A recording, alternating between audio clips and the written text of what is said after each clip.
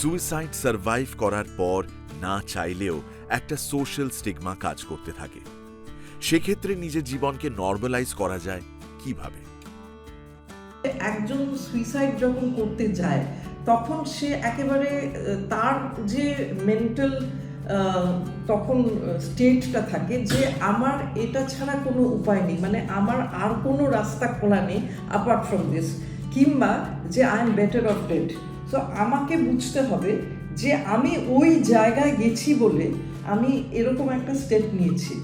So সেইটা হয়তো আজকে আর 5 জন আমার ওই জায়গাটায় তারা পৌঁছয়নি, তাই জন্য তাদের পক্ষে হয়তো বোঝাটা সম্ভব না। কিন্তু আমি নিজে যখন আমি সেই জায়গাটার থেকে আমি আবার নতুন করে যখন আমি রিকাভার করে আমি বুঝতে পারছি যে হ্যাঁ আমি আবার হয়তো ওরকম একটা ক্রাইসিসের মধ্যে যেতে পারি, কিন্তু that is not the solution, that is not the step forward.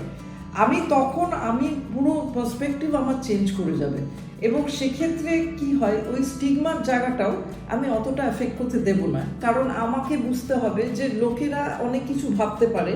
In the long run স্টিগমাটা আমি তখনই সরাতে পারবো through my own actions again.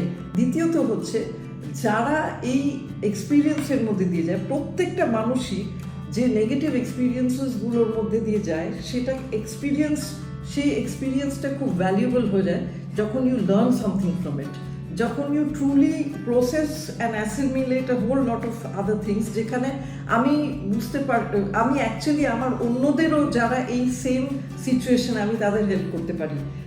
সে যখন অন্যদের আর 5 জনকে যখন যারা সিমিলার ভাবছে, অনেক সময় তো তারা বলে যে দূর আর বাঁচতে ইচ্ছে করে, সেইখানে ও ইনস্টেড অফ মানে লাফিং ইট অফ অর দূর কি যে বলে না করে সিরিয়াসলি ওটাকে নিয়ে সে actually can be of enormous help.